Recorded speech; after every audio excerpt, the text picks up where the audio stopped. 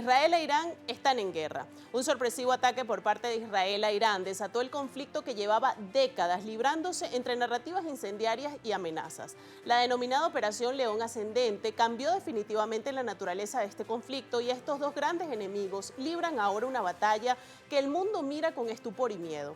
En la madrugada del 13 de junio, Israel lanzó un ataque preventivo en territorio iraní con la finalidad, según el propio Netanyahu, de contrarrestar la amenaza persa a la supervivencia del Estado de Israel.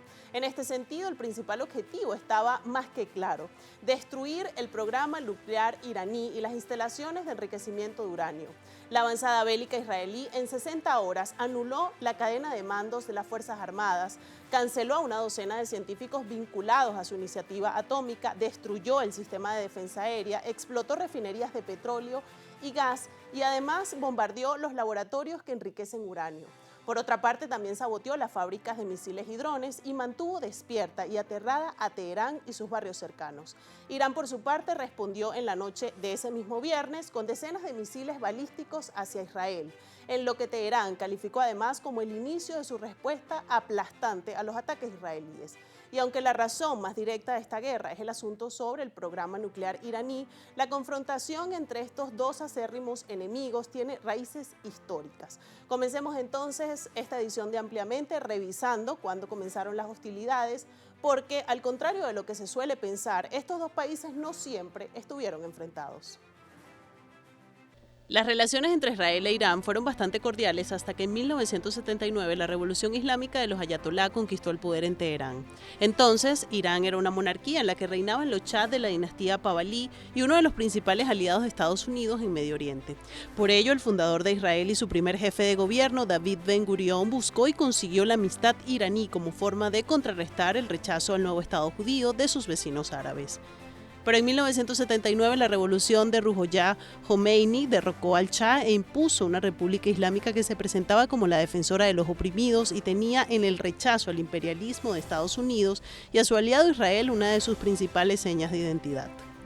El nuevo régimen de los ayatolá rompió relaciones con Israel, dejó de reconocer la validez del pasaporte de sus ciudadanos y se apoderó de la embajada israelí en Teherán para cedérsela a la Organización para la Liberación de Palestina, que entonces lideraba la lucha por un Estado palestino contra el gobierno israelí.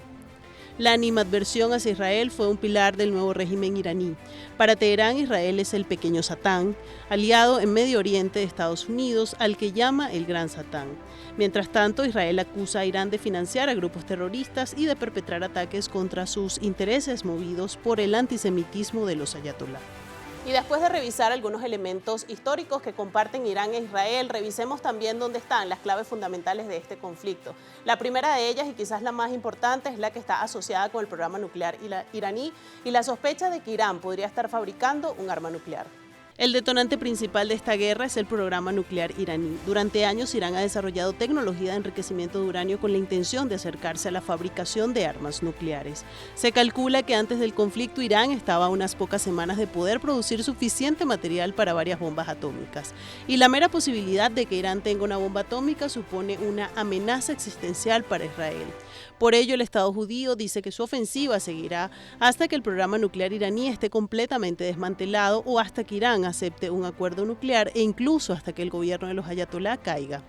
La segunda clave son las defensas antiaéreas israelíes. Israel posee uno de los sistemas antimisiles más sofisticados del mundo, compuesto por 3 niveles y pensado para interceptar drones, cohetes e incluso misiles balísticos como la cúpula de hierro. En un conflicto contra Irán, estos sistemas son fundamentales para Israel, una herramienta que complementa con inteligencia estadounidense y que le pone en ventaja frente a Irán en una guerra corta. El tercer elemento a tener en cuenta es la cuestión de la energía. Irán es un importante productor de petróleo y gas e Israel sabe que golpear las infraestructuras energéticas iraníes debilitará al gobierno tanto militar como económicamente. La Fuerza Aérea Israelí ya ha atacado varias refinerías de petróleo y plantas de gas en Irán, provocando grandes incendios.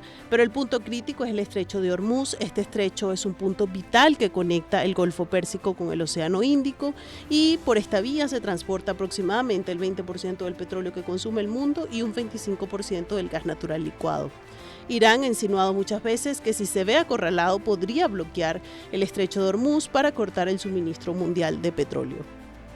Y estas son algunas de las claves fundamentales de este conflicto y que intentan explicar un poco por qué Irán e Israel han llegado a este punto. Ya existe la guerra directa entre ambos actores, era uno de los elementos que más se temía en el Medio Oriente. Recordemos que más allá de que antes de la Revolución Islámica Irán e Israel tenían relaciones cordiales tras la llegada del gobierno de los ayatolá, esta relación cambió, como ya lo escuchaban en el material anterior, y lo que se conocía como un enfrentamiento de argumentos, de narrativas y esta llamada guerra proxy a través de actores terceros ha cambiado.